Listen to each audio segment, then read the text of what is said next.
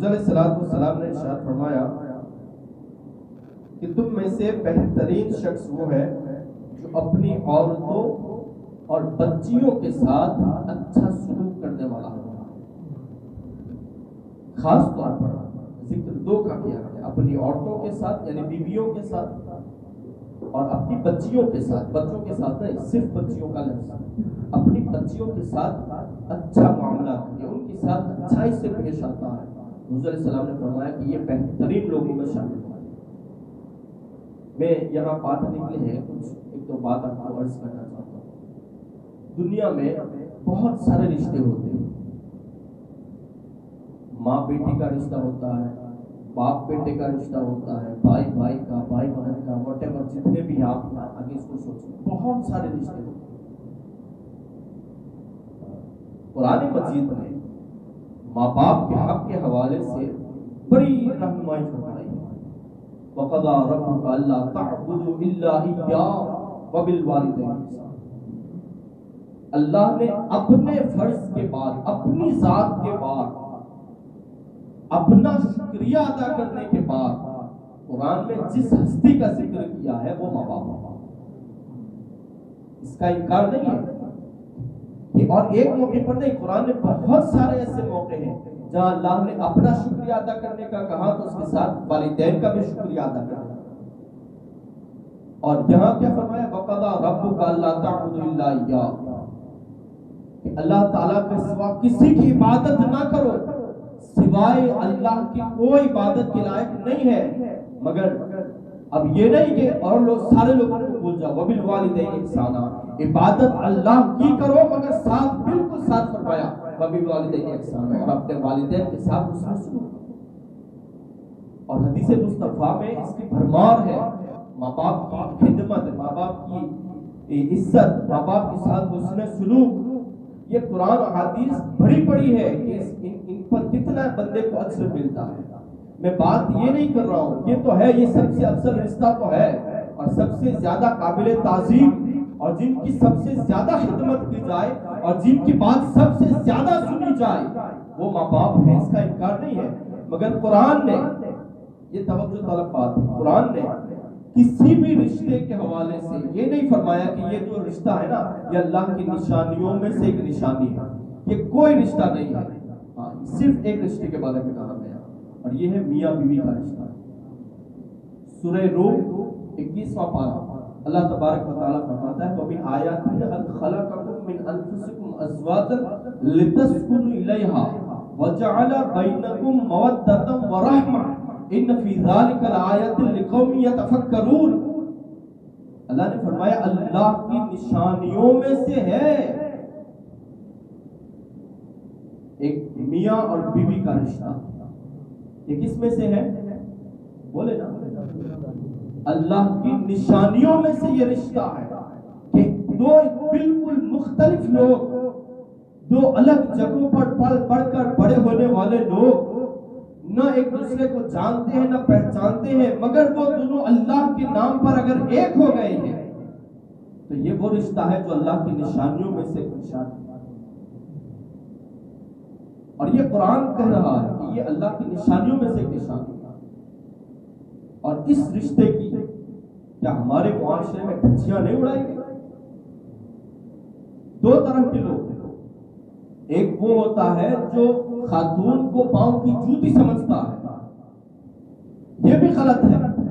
اور دوسرا وہ طبقہ جو اسے اٹھا کے سر پہ بٹھا دیتا ہے، تو یہ بھی غلط ہے. وَجَعَلَ بَيْنَكُم مَّوَدَّةً وَرَحْمَةً، یہ محبت کرنے کے لیے ہوتی ہے اور اس کی پیدائش بھی یہاں سے ہوئی. آپ کو پتہ ہے نا حضرت آدم علیہ السلام کی پسلی سے ماں حوا کی ولادت ہوئی. تخلیق جو ہوئی حضرت حوا رضی اللہ تعالیٰ عنہ کی جنت میں تو حضرت آدم کی پسلی سے ہوئی ہے اور وہ یہی پسلی جہاں دل ہوتا. اور اس نے فرمایا، قرآن نے صاف طور پر فرما دیا کہ اللہ کی نشانیوں میں سے ہے اور اس میں تمہارے لیے سکون ہے. اور آگے فرمایا ایک دوسرے کی محبت ہو تو پھر یہ رشتہ کامیاب ہوتا ہے اور حق ایک دوسرے کے ادا کیا جائے. جو بیوی کے حق ہے وہ مرد پورا کرے، جو حق مرد کے حق ہے وہ بیوی پورا کرے تو یہ رشتہ انشاءاللہ کبھی نہیں ہو سکتا. لیکن ہمارے یہاں اب میں ذرا یہ بات تھوڑی کڑوی ہے مگر کہہ دیتا ہوں, ہمارے یہاں بچہ یا بچی جوان ہوتی ہے, صرف اس کے لیے رشتہ دیکھا جاتا ہے, سامنے والے رشتے کا کیا حق ہے وہ حق ہم اپنی اولاد کو بتانا بھول گئے. اچھی لڑکی ہر ماں باپ اپنے بیٹے کے لیے تلاش کرتے ہیں, خاندانی لڑکی, مگر ہر ماں باپ یا الا ماشاءاللہ کچھ ماں باپ کے علاوہ زیادہ تر ماں باپ اس بچی کو لانے کے بعد اس کے ساتھ کیسا سلوک کرنا ہے یہ چیز بتانا بھول گئے. اور یہ بات صرف انجوائے والی بات نہیں ہے, اگر یہ رشتہ درست ہے تو انسان دنیا میں سر اٹھا کے بھی جی سکتا ہے, سکون سے بھی جی سکتا ہے. اور یہ میں قرآن خود کہتا ہے نا لتسکنوا الیہا, اس میں ایک دوسرے کے لیے سکون ہوتا ہے. مرد جائے, آپ کبھی غور فرمائے نا قرآن کے لفظوں پر غور فرمائے کہ قرآن نے کیا کہا, لتسکنوا الیہا, سکون ہوتا ہے ایک دوسرے کو. یہ رشتہ وہ ہے جہاں ایک دوسرے کا سکون میسر ہوتا ہے. اور وہ کیا ہوتا ہے, وہ ایک خاص جو ہوتا ہے وہ تو ہوتا ہے, مگر عام طور پر دنیاوی بات اگر دیکھی جائے اور باہری بات اگر دیکھی جائے تو یہ وہ ہوتا ہے ایک انسان باہر کا تھکا ہارا, دنیا کی پریشانیوں سے الجھتا ہوا, دو پیسہ کما کر کے دن بھر تھک ہار کے جب شام کو گھر جائے, اور فرمایا جب اس کی بیوی اس کے لیے پانی کا ٹھنڈا گلاس لے کے کھڑی ہو اور آئے کہے السلام علیکم, یہ محبت وہ ہوتی ہے. اور انسان جب بیوی کا یہ رویہ دیکھتا ہے تو وہ دن بھر کی ساری تھکن کو بھول جاتا ہے. اور قرآن نے اسی کو کہا لتسکنوا الیہا. تو یہ بات میں بزرگوں سے کہوں گا اپنی بچیوں کو سکھائیں. اور جو جنس یہاں موجود ہے, اگر آپ کی بیوی ہے تو آپ بھی خیال رکھیں ان کا, اس رشتے کو اللہ کی نشانیوں میں سے کہا گیا ہے, اس کی بے حرمتی نہ کرے, اس کو پاؤں کی جوتی نہ بنائے. جس طرح سے اس کو شریعت نے حق دیا ہے وہ حق اس کے پورے کیے جائیں. شریعت نے جو بتایا ہے اس طرح سے اس کے ساتھ معاملات کیے جائیں. تو میں انشاءاللہ میں نے جہاں تک پڑھا ہے اور میرا اپنا بھی تجربہ ہے, بہت سارے لوگ ہوتے ہیں نا وہ ازدواجی زندگی میں کامیاب ہوتے ہیں, تو وہ کامیابی کی صرف یہی وجہ ہوتی ہے کہ وہ شریعت کے جو قانون ہوتے ہیں نا اور شریعت نے جو حق دیے ہیں, جو حق پورا کر لیتا ہے اللہ تعالیٰ محبت بھی ڈال دیتا ہے, سکون بھی ڈال دیتا ہے. اور میاں بیوی بوڑھے ہو جاتے ہیں مگر محبت بوڑھی کبھی نہیں ہو سکتی. تو یہ تب ہوتا ہے نا جب ان چیزوں پر عمل کیا جاتا ہے. تو دونوں طبقوں سے میں کہوں گا, جو پاؤں کی جوتی سمجھ رہے ہیں یہ لوگ بھی غلط کر رہے ہیں. تمہاری خاتون, تمہارے گھر کی خاتون یا تمہاری بیوی کبھی اس لائق نہیں تھی کہ جب چاہو اس کی بے عزتی کی جائے. اس لیے تو اس کو نہیں لائے تھے نا کہ جب چاہو اس کو رسوا کیا جائے, 2-4-5 لوگوں کے سامنے اس کا مذاق اڑایا جائے. کھانے میں اگر کبھی غلطی ہو گئی تو اس پر برسا جائے. یہ خاتون اس لیے نہیں ہوتی ہے. جو لوگ یہ رویہ کرتے ہیں نا یہ بھی غلط ہے. اور جنہوں نے عزت کے نام پر, محبت کے نام پر سر پہ بٹھا دیا ہے, تو پھر یہ لوگ بھی یاد رکھیں کہ اللہ تعالیٰ نے اس سے ناقص العقل بنایا.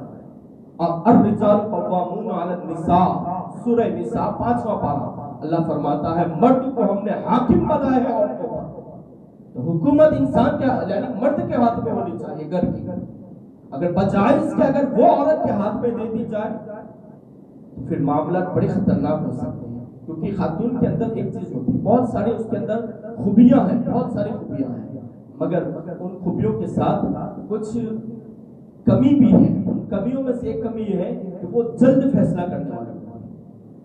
اس لیے قرآن نے کہا کہ فیصلہ ہمیشہ مرد کو کرنا چاہیے. الرجال قوامون علی النساء جو کہا گیا نا وہ اسی لیے کہا گیا کہ مرد کو حاکم بنایا. کیوں حاکم بنایا؟ کیونکہ مرد سوچتا ہے, سمجھتا ہے, دنیا کے حالات دیکھتا ہے, پھر فیصلہ کرتا ہے. مگر خاتون فیصلہ لینے میں بڑی جلد باز ہوتی ہے. اس لیے فرمایا, اس لیے آپ دیکھیں نا طلاق جو اسلام نے جائز قرار دیا ہے, خاتون کبھی طلاق نہیں بول سکتی ہے. یہ اختیار اسلام نے ایک مرد کو دیا ہے کہ طلاق ہمیشہ مرد دیتا ہے اگر ضرورت پڑے. وہ اس لیے کہ وہ بردبار ہوتا ہے, سہنشیل ہوتا ہے, برداشت کرتا ہے. اور جب پانی سر سے اوپر ہوتا ہے پھر مرد اپنا وہ جو جو اختیار اسلام نے دیا اس کا استعمال کرنا ہے. اگر اس کی جگہ آپ صرف امیجن کریں, اگر یہ اختیار اگر خاتون کو دیا ہوتا تو ویسے ہی طلاقوں کی تو برمار ہے, اس سے کئی کتنی گنا زیادہ آج طلاقیں ہو سکتی ہیں, کیونکہ وہ فیصلہ لینے میں جلد باز ہے. اور اسی لیے قرآن نے کہا کہ طلاق کا جو مسئلہ ہے وہ مرد کے اختیار میں ہے, کیونکہ وہ سوچتا ہے, سمجھتا ہے, بردباری سے کام لیتا ہے, اور اسی لیے اس کو حاکم بھی بنایا ہے. تو اس لیے میں کہہ رہا ہوں کہ جو سروں پر بٹھا دیتے ہیں نا محبت کے نام پر, یہ بھی غلطی کر رہے ہیں. ان کی جگہ نہ پاؤں کی جوتی ہے نہ سر ہے. جو جگہ قرآن نے بیان کی ہے وَجَعَلَ بَيْنَكُمْ مَوَدَّةً وَرَحْمَةً, ان کے ساتھ محبت والا معاملہ کیا جائے اور وہ دل چھوڑتا ہے. بس اتنی سی بات ہے. ہمارے آقا صلی اللہ علیہ وسلم نے فرمایا کہ تم میں سے بہترین انسان وہ ہے جو اپنے گھر والوں کے ساتھ, اپنی بیویوں کے ساتھ اچھے ہیں اور اپنی بچیوں کے ساتھ اچھے ہیں, ان کے ساتھ نیک معاملہ فرماتے ہیں. بچیوں کو بچوں پر ترجیح نہیں دیتے ہیں. بچی ہے تو اس کا بھی رسپیکٹ کرتے ہیں, بچی ہے تو ادب کرتے ہیں, بچی ہے تو اس کو اپنے اوپر بوجھ نہیں سمجھتے ہیں, بلکہ یہ تصور کرتے ہیں اگر اس کی اچھی تربیت کی جائے. ہمارے آقا صلی اللہ علیہ وسلم نے فرمایا اگر کسی کی بیٹی ہو اس کی اچھی تربیت کرے اور اس کو بڑا کرے اور اس کا نکاح کرا دے, اور اللہ تبارک و تعالیٰ کے نزدیک وہ اور میں قیامت کے دن یوں جیسے دو ملیا. تین بچوں کے بارے میں فرمایا. پھر صحابی نے پوچھا اگر کسی کی دو بیٹی ہو تو حضور نے فرمایا اگر دو کے ساتھ بھی یہ معاملہ کرے, اچھی تربیت کرے, دونوں کو نکاح کروا دے تو اس کے لیے بھی یہی بشارت ہے. پھر صحابی نے پوچھا اگر کسی کی ایک ہی بیٹی ہے, حضور نے فرمایا کہ اس کے لیے بھی یہی بشارت ہے, بس شرط یہ ہے کہ اولاد بچی کی اچھی سی تربیت کرے, نیک تربیت کرے, اس کو نیک بنائے.